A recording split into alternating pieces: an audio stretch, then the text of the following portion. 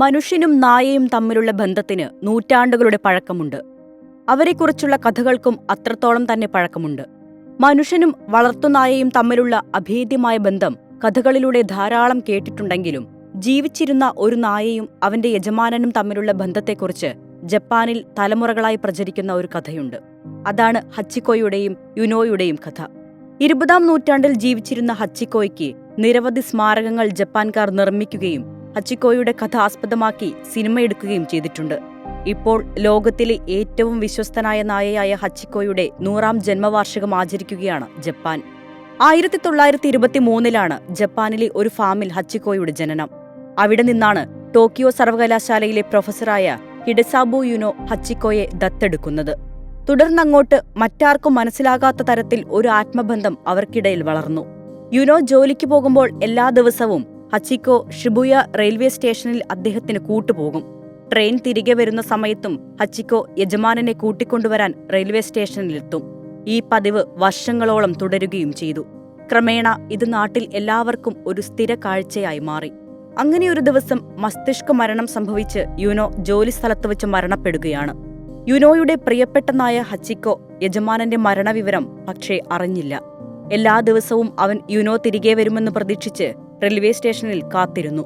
ആഴ്ചകളും മാസങ്ങളും വർഷങ്ങളും കടന്നുപോയി. യുനോ മാത്രം തിരികെ വന്നില്ല. പക്ഷേ ഹച്ചിക്കോ തന്റെ പതിവ് തെറ്റിച്ചില്ല.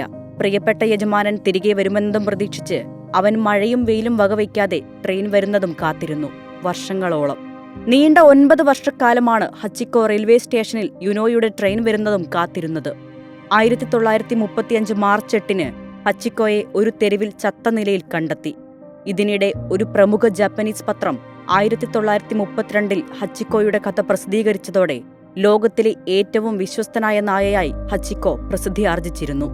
അവന്റെ ജീവിതകഥയും യജമാനനോടുള്ള സ്നേഹവും തലമുറകളായി കൈമാറി വന്ന കഥയായി മാറി. മുതിർന്നവർ കുട്ടികൾക്ക് ഹച്ചിക്കോയുടെ കഥ പാഠങ്ങളായി പറഞ്ഞുകൊടുത്തു. ഹച്ചിക്കോയുടെ മരണശേഷം അവന്റെ മൃതദേഹം സ്റ്റഫ് ചെയ്ത് സൂക്ഷിച്ചുവച്ചു അധികൃതർ. നിലവിൽ ടോക്കിയോയിലെ നാഷണൽ മ്യൂസിയത്തിലാണ് മൃതദേഹമുള്ളത്. ടോക്കിയോയിൽ തന്നെയുള്ള യുനോയുടെ ശവകുടീരത്തിന് സമീപം ഹച്ചിക്കോയുടെ ഒരു സ്മാരകവും അവർ നിർമ്മിച്ചു. ഹച്ചിക്കോയോടുള്ള ആദരസൂചകമായി ഷിബുയ റെയിൽവേ സ്റ്റേഷന് പുറത്ത് ഒരു വെങ്കല പ്രതിമയും ജാപ്പനീസ് അധികൃതർ സ്ഥാപിച്ചിട്ടുണ്ട്. 2-ാം ലോക മഹായുദ്ധകാലത്ത് ഈ പ്രതിമ നശിപ്പിക്കപ്പെട്ടെങ്കിലും 1948-ലെ യുദ്ധത്തിനൊടുവിൽ അതേ സ്ഥലത്ത് പുതിയ പ്രതിമ സ്ഥാപിച്ചു. വിനോദസഞ്ചാരികളടക്കം നിരവധി പേരാണ് ഹച്ചിക്കോയുടെ പ്രതിമ കാണാൻ ദിവസേന ഇവിടെ എത്തുന്നത്. 1987-ൽ ജപ്പാൻ ഹച്ചിക്കോയെക്കുറിച്ച് ഹച്ചിക്കോ മോണോഗതാരി എന്ന സിനിമ നിർമ്മിച്ചു. 2009-ൽ ഹോളിവുഡിൽ ഈ സിനിമയുടെ അമേരിക്കൻ പതിപ്പിറങ്ങി. ഹച്ചിക്കോ എ ഡോഗ്സ് ടെയിൽ എന്നായിരുന്നു പേര്. ഈ സിനിമ ചിത്രീകരിച്ച US-ലെ റോഡ് ഐലൻഡിൽ ഹച്ചിക്കോയുടെ ഒരു പ്രതിമയുമുണ്ട്. ലോകമെമ്പാടും വലിയ ആരാധകരുള്ള ചിത്രങ്ങളായിരുന്നു ഹച്ചിക്കോയുടെ പേരിൽ ഇറങ്ങിയ എല്ലാ സിനിമകളും. സിനിമയ്ക്കു പുറമെ ഹച്ചിക്കോയെക്കുറിച്ച് നിരവധി പുസ്തകങ്ങളും ചിത്രകഥകളും ജപ്പാൻകാർ പ്രസിദ്ധീകരിച്ചു. ലോകത്തിലെ ഏറ്റവും വിശ്വസ്തനായ നായ അങ്ങനെ തലമുറകളിലൂടെ ഇന്നും മനുഷ്യഹൃദയത്തിൽ ജീവിക്കുന്നു.